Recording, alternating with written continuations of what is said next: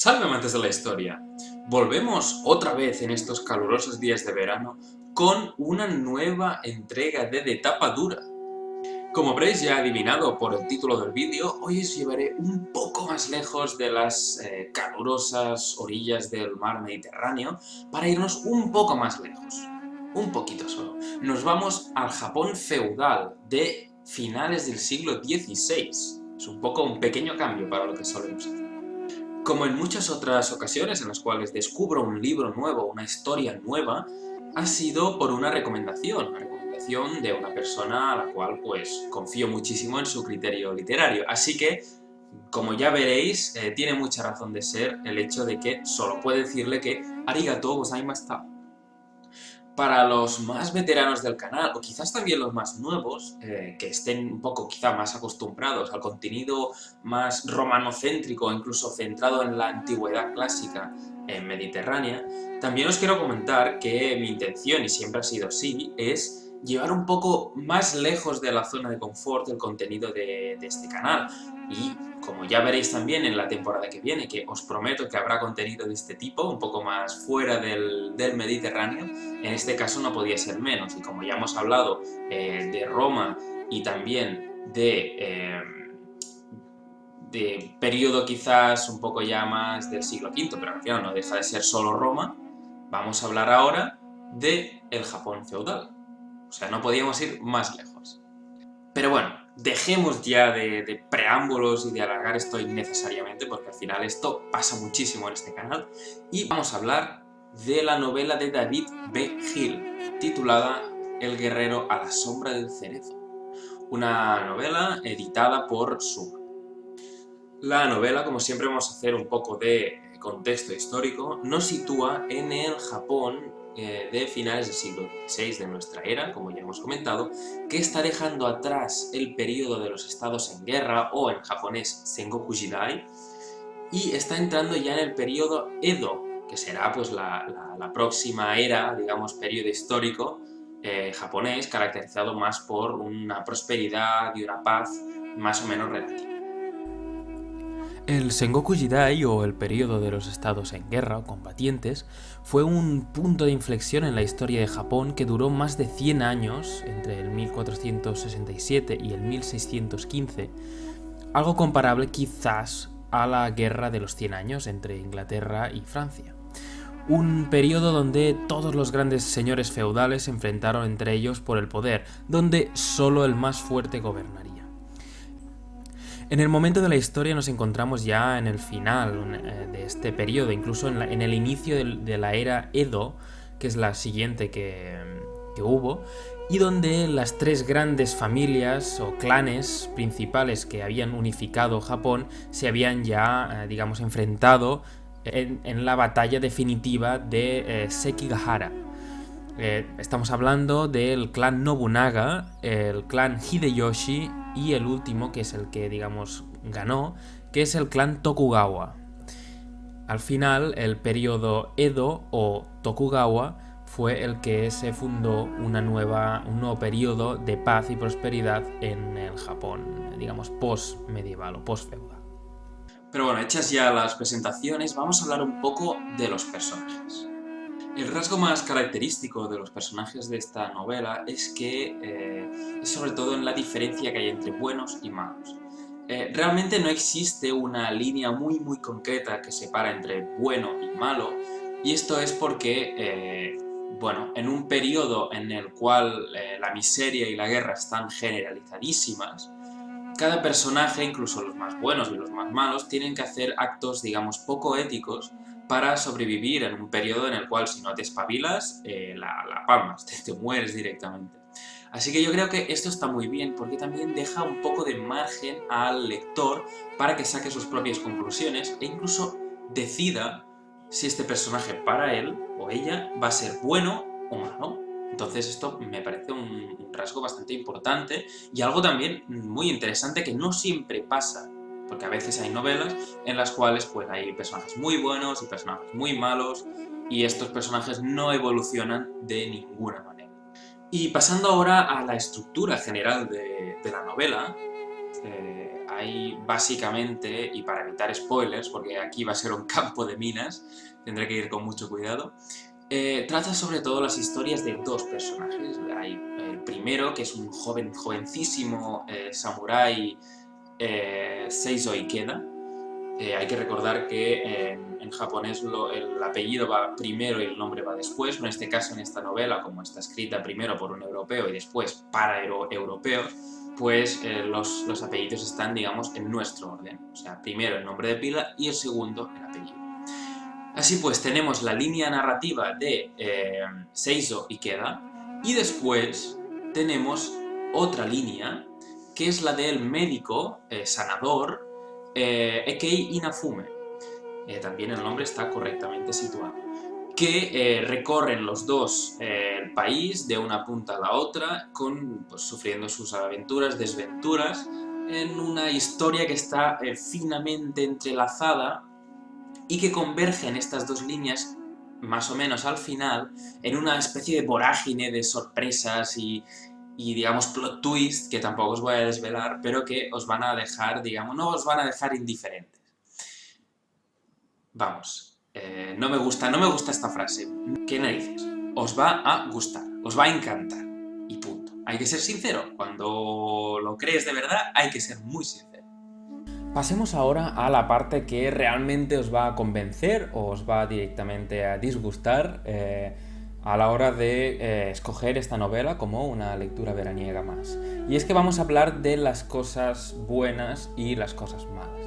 Hay que decir que esta novela, como ya veréis, realmente me ha gustado muchísimo, así que puede haber un cierto desequilibrio a la hora de la valoración, pero es que de verdad que no exagero. Ya sabéis que a mí me gusta ver las cosas buenas y las cosas malas, pero si hay muchísimas buenas, pues incluso tendré que escoger a la hora de ver un poco las buenas y tendré que forzar un poco la máquina para ver las malas.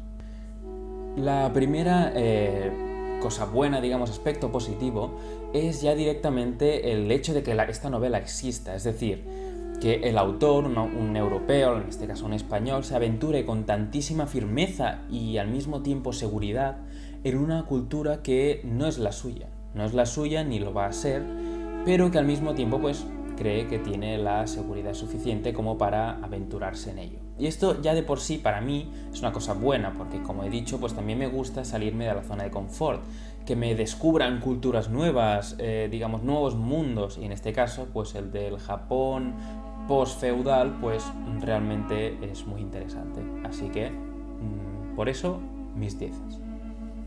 Pero esto no es lo que más me gusta, o al menos más me ha impactado de esta novela, sino es el hecho de la delicadez y el cuidado que le pone el autor a la hora de, digamos, hilar esas varias historias, ¿no? Que son, no solo hay las dos que hemos comentado, sino que además hay muchísimas más de personajes que podríamos decir más secundarios, que también, aparte de la difusa línea entre los buenos y los malos, también hay una difusa línea entre los principales y los secundarios, porque también hay muchos personajes que en una novela normal podríamos tratar como secundarios, pero que aquí toman tantísima importancia que incluso te hace dudar de, oye, pero ¿cuál era el protagonista?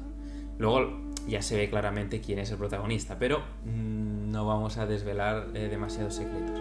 Pero el hecho de que esté hecha con tanto mimo y que las historias, digamos, estén entrelazadas, estén tan bien entrelazadas, y que además estas historias nos van dando pistas muy sutiles que nos indican un poco hacia dónde va a ir el final, y que esto también puede ser un reto para aquellos lectores que también les guste descubrir el final antes de que ocurra, o que al menos tengan esta intuición. Esto también puede ser una cosa pues muy interesante para aquellos, pues eso, ¿no? Aquella gente que le gusta ir un poco más allá de la historia que le están contando. Además, en los apuntes finales, estos que hay en cualquier novela, en el cual el autor te explica pues lo que le dé la gana, básicamente, te cuenta que pasó 6 años para elaborar esta novela.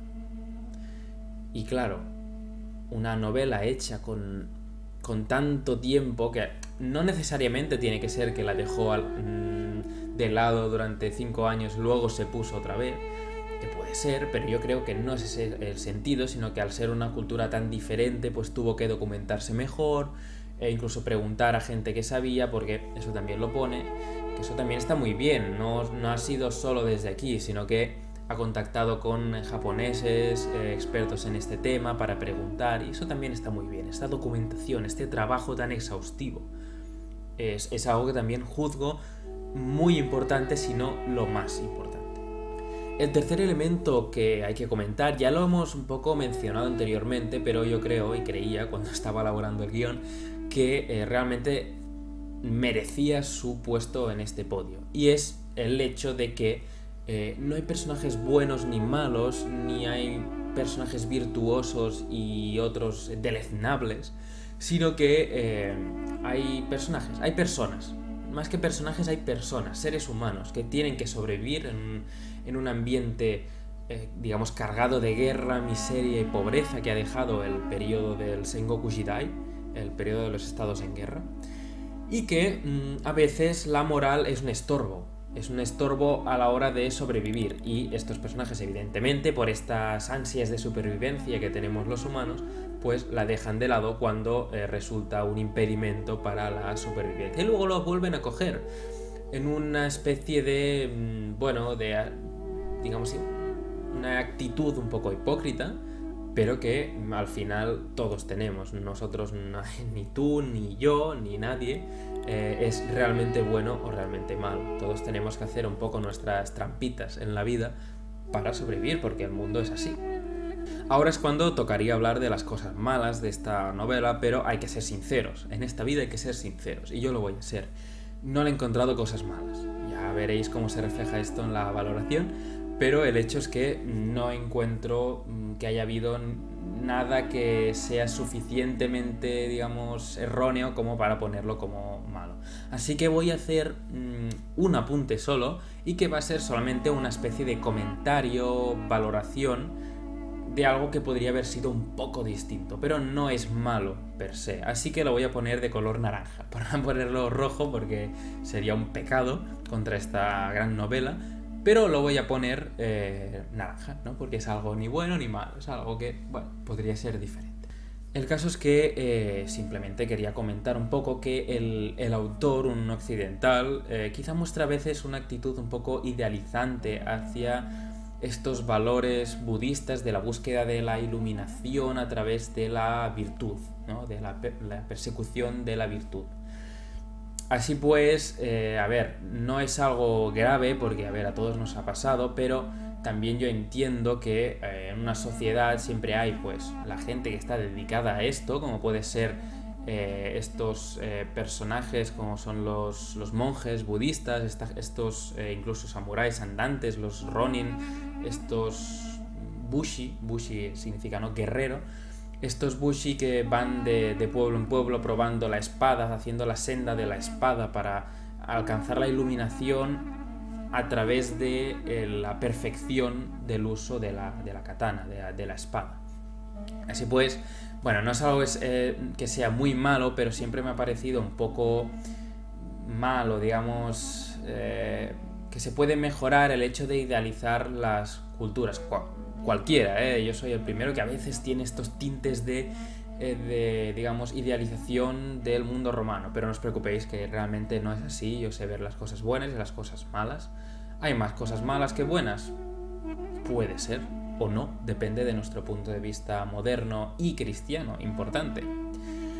Así pues, me consta que el autor se ha documentado, como ya he comentado, con gente pues de ahí, ¿no?, japoneses, pero no un japonés cualquiera que tomas por la calle, sino que gente experta en historia, en religión, así que, bueno, no hay ningún problema, no es una cosa mala, y de hecho no tiene por qué ser algo malo, simplemente nos abre la puerta a otro mundo, digamos, cultural, otro universo de valores. Así que por eso lo tenéis aquí en naranja. Ya estamos llegando al final y evidentemente hay que darle una puntuación en nuestro, digamos, particular sistema de valores, y por sus incesantes plot twists, sus historias bien entrelazadas, sus personajes redondos que evolucionan, que tienen sus cosas buenas, sus cosas malas. Por todo esto le doy 10 tablillas de cera. Sí, a ver, no es que alcance la perfección absoluta, no alcanza la iluminación budista esta novela, pero creo que sería una pena bajarle, digamos, un punto solo porque no alcance, digamos, la perfección, porque al final, ¿qué es la perfección? Tampoco voy a ser uno de estos, como estos profesores que seguramente muchos hemos tenido, que nos dejan con un 9,9 porque, digamos, la perfección no existe. Bueno, la perfección no existe, pero se le acerca tantísimo que sería, esta novela se le acerca tantísimo que sería un pecado mortal no darle el 10. Así que, aquí lo tenéis. Y así hemos llegado ya al final del vídeo y antes de que os vayáis, os quiero recomendar muy encarecidamente a que os suscribáis, que comentéis aquí abajo todas vuestras ideas, vuestras valoraciones, incluso si habéis leído estas novelas y queréis dar vuestra valoración o no estáis de acuerdo, estaré encantadísimo de leerlo. Y si incluso queréis hacerme recomendaciones, que en un futuro quizá lo pueda leer. Y nada más, nos vemos en la próxima entrega de Cliófilos, un paseo por la historia.